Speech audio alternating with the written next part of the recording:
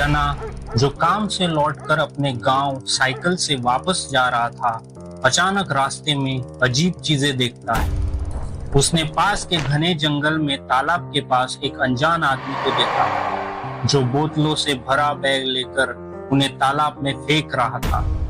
जना धीरे धीरे उसके करीब जाता है और उसका छुपकर पीछा करने लगता है जब तक कि वो अनजान आदमी अपनी साइकिल के पास नहीं पहुंचता।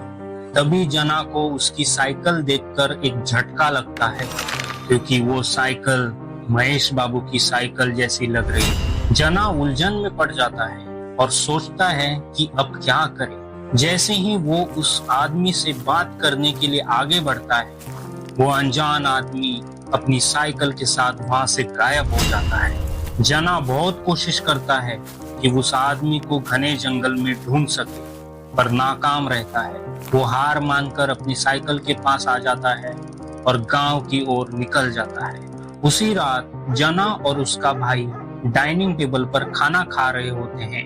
अचानक जना का भाई पूछता है, क्यों जना, आज का दिन कैसा रहा तुम्हारा? आज का दिन बढ़िया था भैया जी। रोज की तरह आज भी बहुत काम हो गया, बस थोड़ा थक गया हूँ। भैया जी, एक बात पूछनी थी आपसे। एक महेश बाबू जैसी साइकिल और कितने लोगों के पास है इस गांव में? क्यों, क्या हुआ?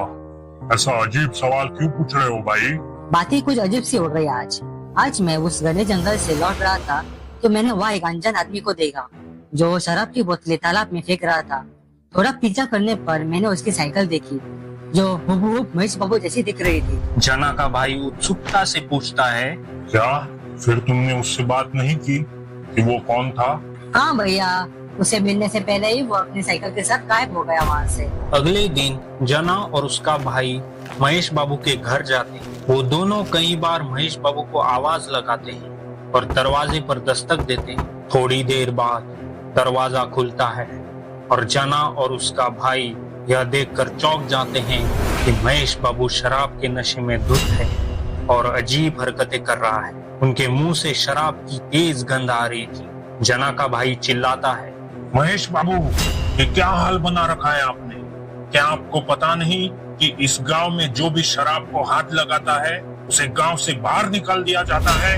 अब तो आपको ये गाँव छोड़कर जाना ही पड़ेगा महेश बाबू। ये सुनकर महेश बाबू रोने लगता है और अपनी गलती के लिए माफी मांगता है। जना का भाई महेश बाबू को गांव वालों के सामने ले जाता है और उनसे पूछता है कि महेश बाबू के बारे में क्या फैसला लिया जाए। महेश बाबू अपनी गलती मानते हुए माफी मांगता है और गांव से निकाले जाने के डर से वादा करता है कि वो कभी भी शराब को हाथ नहीं लगाएगा। गांव वाले उसकी माफी को स्वीकार कर लेते हैं और सभी फिर से मिलजुल कर खुशी खुशी रहने लगते हैं।